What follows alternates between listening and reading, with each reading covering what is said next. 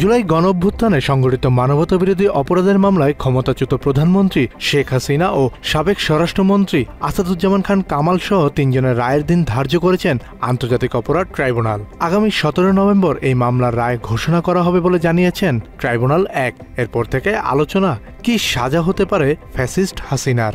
এই মামলাটির রায় ঘোষণার জন্য আগামী ১৭ নভেম্বর সোমবার দিন নির্ধারিত করেছেন। রাষ্ট্রপক্ষ এই মামলায় শেখ হাসিনার সর্বোচ্চ শাস্তি দাবি করেছেন। তারা বলছেন, হাসিনার বিরুদ্ধে সকল তথ্য প্রমাণ আদালতের সামনে তুলে ধরা হয়েছে, যা এতটাই স্বচ্ছ যে আসামিদের দোষী সাব্যস্ত করতে যথেষ্ট। অন্যদিকে রাষ্ট্রনিযুক্ত হাসিনার আইনজীবীর দাবি তিনি নির্দোষ এবং খালাসও পাবেন।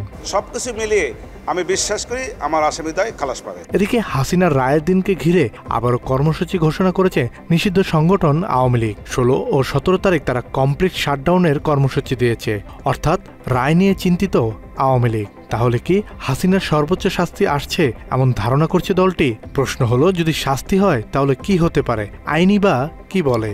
অপরাধ প্রমাণিত হয় তবে শাস্তি হবে মৃত্যুদণ্ড। অপরাধের নৃশংসতা মনে করে এছাড়া অন্যান্য শাস্তি প্রদান করতে পারবেন।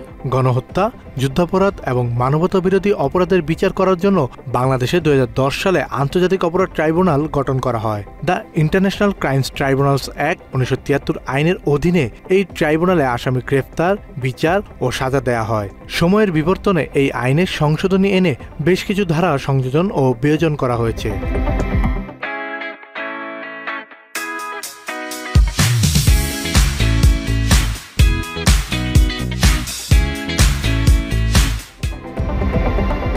আন্তর্জাতিক অপরাধ ট্রাইব্যুনাল আইন অনুযায়ী কোনো ব্যক্তির বিরুদ্ধে অভিযোগ প্রমাণিত হলে সর্বোচ্চ শাস্তি হিসেবে মৃত্যুদণ্ড দেওয়ার বিধান রয়েছে। এই আইনের ২০ ধারায় দণ্ড সম্পর্কে বলা হয়েছে, অভিযুক্ত ব্যক্তির দোষী সাব্যস্ত হওয়া বা নির্দোষ প্রমাণিত হওয়ার কারণ ট্রাইব্যুনালের রায়ে উল্লেখিত করতে হবে। ট্রাইব্যুনাল আইনে বলা হয়েছে, অভিযুক্ত ব্যক্তি দোষী সাব্যস্ত হওয়ার পর তার অপরাধের গুরুত্ব অনুযায়ী ট্রাইব্যুনাল মৃত্যুদণ্ড বা অন্য যে কোনো শাস্তি দিতে পারবে। এই মামলায় শেখ হাসিনার বিরুদ্ধে তদন্ত প্রতিবেদন চিফ প্রসিকিউটর বরাবর দাখিল করা হয় চলতি বছরের ১২ মে। প্রসিকিউশন শেখ হাসিনা সহ ৩ আসামির বিরুদ্ধে ট্রাইব্যুনাল ১-এ আনুষ্ঠানিক অভিযোগ দাখিল করেন ১ জুন। সেখানে আনা হয় ৫টি অভিযোগ। বাংলাদেশে পুনরায় একটি ন্যায়ভিত্তিক, সমৃদ্ধি ও স্বপ্নে পরিপূর্ণ রাষ্ট্র গঠনের সুযোগ সৃষ্টি হয়েছে। অভিযোগগুলোর মধ্যে প্রথমে ছিল ২০২৪ সালের ১৪ জুলাই অভ্যুত্থান চলাকালীন গণভবনে আয়োজিত এক সংবাদ সম্মেলনে শেখ হাসিনা উস্কানিমূলক বক্তব্য দেন। ২ নম্বরে ছিল আন্দোলনকারীদের দমনে হেলিকপ্টার, ড্রোন এবং প্রাণঘাতী অস্ত্র ব্যবহারের নির্দেশ দেন। ২০২৪ সালের ১৬ জুলাই রংপুরে বেগম রোকেয়া বিশ্ববিদ্যালয়ের সামনে আবু সাইদকে গুলি করে হত্যার ঘটনায় শেখ হাসিনা অভিযুক্ত করা হয়েছে। আর অপর দুটি হল ২০২৪ সালের ৫ আগস্ট পুরান ঢাকায় চানখারপুল এলাকায় আইনশৃঙ্খলা রক্ষাকারী বাহিনীর গুলিতে ৬ জন নিহত হন। একই দিনে আশুলিয়ায় ৬ জনকে গুলি করে হত্যা এবং লাশ পুড়িয়ে দেওয়ার অভিযোগও। মাত্র ৩০% টাকায় জমির মালিক হয়ে নতুন বাংলাদেশের গড়ে তোলার স্বপ্ন দেখা বাংলা বসতি। ২০২৪ সালের ৫ আগস্ট শেখ হাসিনা সরকার পতনের পর আন্তর্জাতিক অপরাধ ট্রাইব্যুনাল পুনর্গঠন করা হয়। যে ট্রাইব্যুনাল নিজ হাতে গঠন করেছিল হাসিনা, সেখানেই শুরু হয় তার বিরুদ্ধে মানবতা বিরোধী অপরাধের মামলার বিচার। এই মামলার প্রধান আসামি শেখ হাসিনা পালিয়ে ভারতে অবস্থান করছে। তার সাথে অন্য অভিযুক্ত আসাদুজ্জামানও ভারতে অবস্থান করছে বলে জানা যায় বিভিন্ন মাধ্যমে। আর অপর আসামি সাবেক আইজিপি চৌধুরী আবদুল্লাহ আল মামুন গ্রেপ্তার আছেন, যিনি পরে এই মামলার রাজসাক্ষী হয়েছেন। এই মামলার যুক্তিতর্ক শেষ হয় ২২ অক্টোবর।